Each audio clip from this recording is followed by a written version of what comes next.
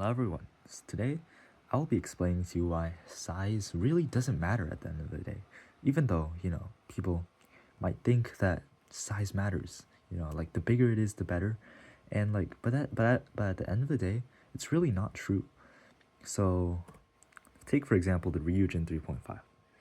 It's usually made with 100 centimeter by 100 centimeter paper, which is pretty big. For my Americans out there, 100 centimeters is 39 inches, which is over 3 feet. That's pretty big. Not a lot of people have access to this type of paper. And even if you were skilled enough to make this, even if you wanted to, which it takes over 12 hours to, you'll find that the paper is very, very, very expensive. One sheet costs almost 15 euros, which is a lot. For one sheet of paper. This is not accounting for if you mess up and you have to restart, which will require an additional $15. So it's $15 per attempt, which is not very good.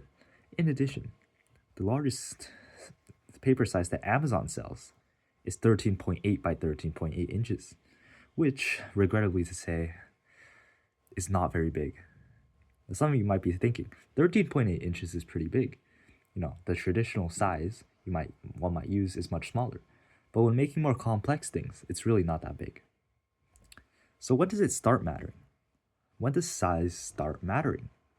Because not everyone has access to big paper, yet a lot of people still manage to make things work. So it really doesn't matter unless you have a skill issue, which me and a lot of other people do.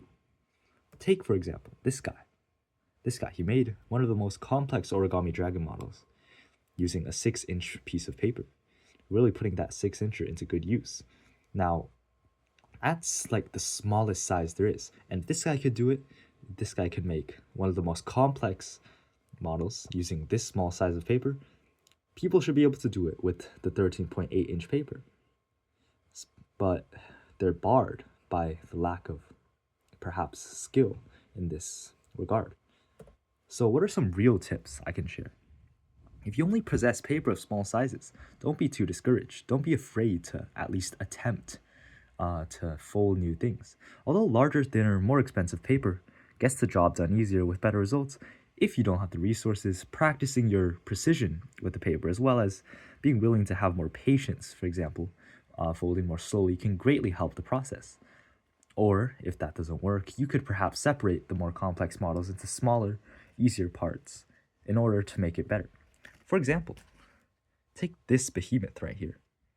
This was not made with one sheet of paper, obviously. It doesn't look as cool, but it still resembles the real thing. And people still find it impressive. So at the end of the day, what am I trying to say here?